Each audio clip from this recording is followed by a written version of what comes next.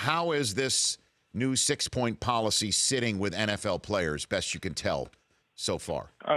Yeah, it's still early, but I think the fact that the league has now gotten out of the business of saying it's going to discipline or fine players for demonstrating sits better with them than the alternative, because when it was floated yesterday that players might be penalized or fined by the league if they demonstrated during the anthem, I can tell you that I spoke to players last night, including some high profile, who were upset about that and said that it would create an issue, a further wedge between the league and the players. So to do it this way, I think, is workable. And look, Rich, the reality is with this quote unquote new policy is that it's not dramatically different from the policy that was in place and what was taking last year. There were teams that allowed their players to stay in the locker room if they chose to during the anthem last year.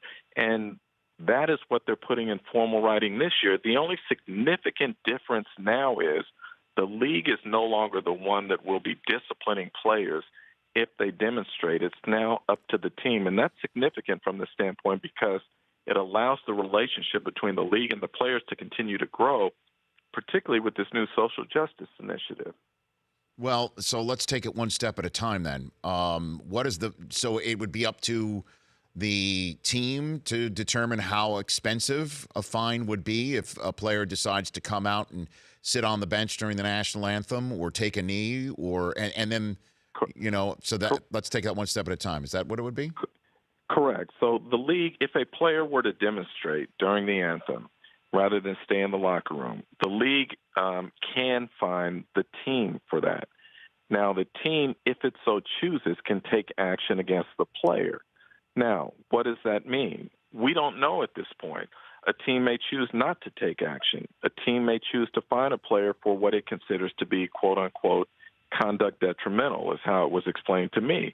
But there are provisions under the CBA that deal with conduct detrimental. So there's still a lot of things that we understand in theory, but in practice, they still have to be determined because we've not seen it. So, yes, if a player were to demonstrate, it would be up to the team to choose whether or not it wants to discipline or fine that player. And at this point, we do not know what those fines or what that discipline could be. And what about? I asked that specifically of Jerry Jones, by the way. Okay. I said to him, if one of your players were to take a knee, what would you do? And he said, I'm not going to deal in conjecture. So he would not answer the question. What about the fine program or schedule, if you will, from the league to the teams? Has that been decided? No, it has not. At least from the folks that we have talked to, that I have talked to, it has not been decided yet. It could be a tiered fine, but at this point, it has not been decided. Now, from what one league official said to me, it could go, we know that league fines can go all the way up to $500,000 or what it may be. I don't think anyone's expecting that.